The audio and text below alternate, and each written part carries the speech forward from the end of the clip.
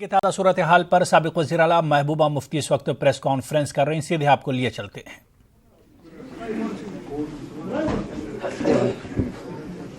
ये ज़रा फ़ोन ले लीजिए यहाँ से। चलिए शुरू करें। बिस्मिल्लाह। हाँ, थोड़ा सा सिक्योरिटी के लोग थोड़ा इधर हो जाइए आप। ठीक है, ठीक सर। दरवाज़ा बंद। हाँ, बंद कर दीजिए।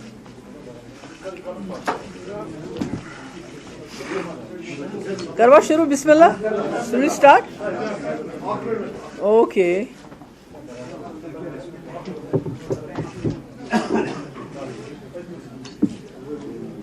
चलिए बिस्मिल्लाह।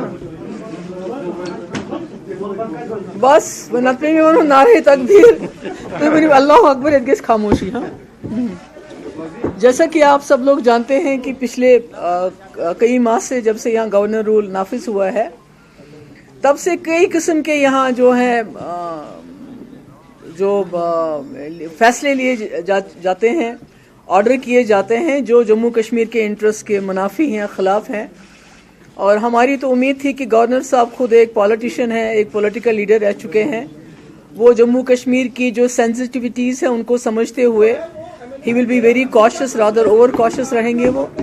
पर अनफॉर्चुनेटली जैसा कि आप देख रहे हैं कि रोज़मर्रा कोई ना कोई ऐसा ऑर्डर होता है जिससे यहाँ के लोगों में और भी जो है अदम तहफ़्फ़ुज़ का एहसास पैदा हो रहा है, परेशानी हो रही है। सारी पॉलिटिकल पार्टीज़ कुछ को छोड़ के बिल्कुल इस वजह से जो हैं परेशान हैं।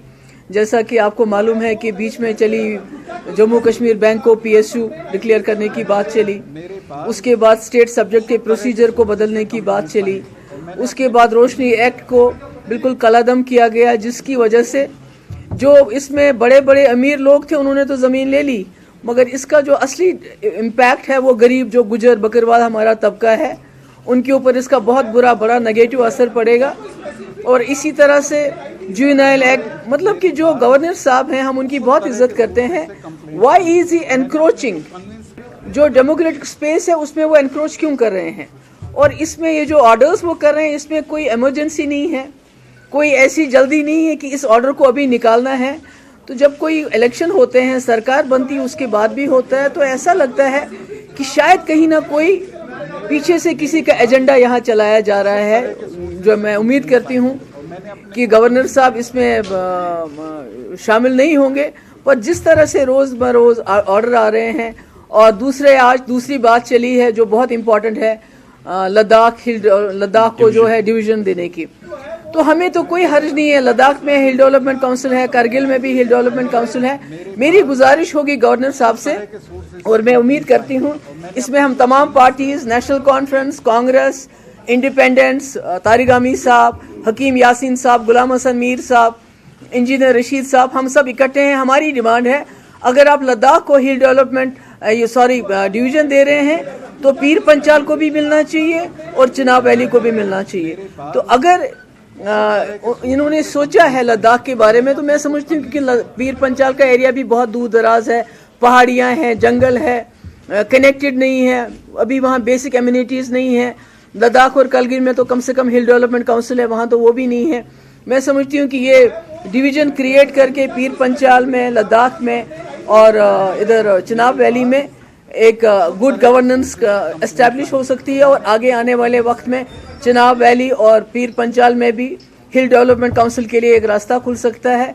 इसके लिए मैं ये भी बताना चाहती हूँ कि अगर ये फैसला करते हैं गवर्नर साहब की लद्दाख को बनाना है, तो उसमें चिनाब वैली और पीर पंचाल को शमूलियत ज़रूरी होनी चाहिए।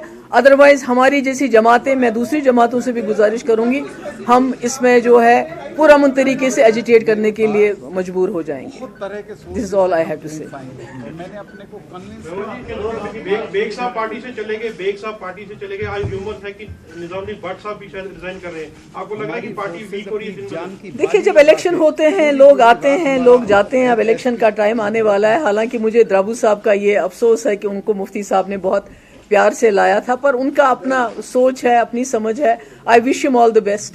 मैडम यहाँ पे अगर हम पंचायत इलेक्शन की बात करें या म्युनिसिपल इलेक्शन की बात करें, आपने बॉयकॉट किया, हो सकता है असेंबली इलेक्शन जल्दी आएंगे, आप उसमें पार्टिसिपेट करेंगे। क्या आपको लगता है कि जिस पार्टी को आपने यहाँ पे जगह दी, आपने उनके साथ अलायंस किया, वो अब आप सब पे भारी पड़ गए? क्योंकि आपको ये लग रहा था कि पंचायत इलेक्शन और म्युनिसिपल इलेक्शन होंगे नहीं, लेकिन उन्होंने किया। क्या आपको लगता है कि भारी पड़ गया वो? देखिए आप सब लोगों में देखिए अवाम जो है वो ताकत का सरचश्मा है। इलेक्शन होते रहते हैं, आते रहे हैं, जाते रहे हैं और भी होते रहेंगे। कभी पार्टिसिपेट करते हैं, कभी नहीं करते। और हमने आप सबको बताया, चूंकि 35A को कनेक्ट किया गया पंचायत और लोकल बॉडीज इलेक्शन के लिए, यहाँ की एक हसास पार्टी होने की वजह से, एक रीजनल पार्टी होने की वजह से हमको ये फैसला करना पड़ा और हम उस फैसले के ऊपर अभी भी मुतमईन हैं और बहुत खुश हैं। पंचायत इलेक्शन में आम लोग कैंडिडेट थे और आप वोटर थे, लेकिन आपने बायकॉट किया, तो अभी असेंबली इलेक्शन में वो कैसे आपको वोट देंगे जब आपने उनको वोट नहीं दिया? वो उस वक्त देखा जाएगा। मैंने इलेक्शन तो आते रहते हैं, जाते रहते हैं। महबूबा जी, उसूली तौर पर आप मानती हैं कि अगर डिवीजन लद्दाख का क्रिएट किया जाए, उसमें आपको एतराज नहीं है? अगर पीर पंचाल और दूसरे किस्म को दिया जाए? नहीं, देखिए मेरा ये मानना है कि लद्दाख में हिल डेवलपमेंट काउंसिल ऑलरेडी है, लेह में भी है, करगिल में भी है। उसके बावजूद अगर गवर्नर साहब और उनकी जो टीम है, जो मुझे लगता है अनफॉर्चुनेटली उनको एडवाइस नहीं करती है वक्तन फवक्तन ठीक तरीके से, अगर करती तो इस किस्म के वो फैसले नहीं लेते जो बाद में उनको वापस लेना पड़ते हैं।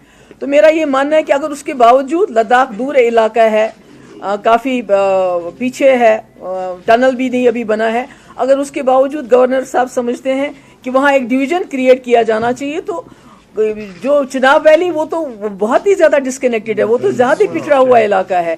इसी तरह पीर पंचाल का इलाका और भी पिछड़ा हुआ है, तो वहाँ तो अभी हिल काउंसिल भी नहीं है। मैं समझती तो वो कह सकते हैं कि पहले मरहले में लद्दाख करेंगे, उसके बाद देखा जाएगा। नहीं, मैं नहीं कह, मैं कहती नहीं, हमारा ये है कि ये फैसले पॉपुलर गवर्नमेंट पे छोड़ने चाहिए। अगर उसके बावजूद भी वो इसको अभी करना चाहते हैं तो फिर मेरी ये गुजारिश होगी कि ये पीर पंचाल में भी होना चाहिए और चिनाब वैली में भी होना चाहिए। अगर नहीं होता है तो फिर हम सब लोग जो हैं इसमें पुरअमन तरीके से एजिटेट करने के लिए मजबूर हो जाएंगे। Thank you. ओके, शुक्रिया। वज़ीर आला महबूबा मुफ्ती प्रेस कॉन्फ्रेंस कर रही थी। इस मौके पर उन्होंने रियासती गवर्नर के फैसलों पर सवाल उठाए और इसके अलावा J&K बैंक का PSU का जो मामला है उस पर भी उन्होंने रोशनी डाली, उस पर भी उन्होंने बयान दिया और इसके अलावा लद्दाख तकसीम का मामला जो इन दिनों सुर्खियों पर है उस पर भी उन्होंने नाराजगी जाहिर की। उन्होंने कहा कि अगर लद्दाख को तकसीम करने का मामला है तो कम से कम पीर पंचाल को भी तकसीम किया जाए, पीर पंचाल का डिवीजन भी किया जाए। लेकिन सबसे बड़ा जो सवाल महबूबा मुफ्ती ने उठाया, उन्होंने रियासती गवर्नर के फैसलों पर सवाल खड़े किए हैं।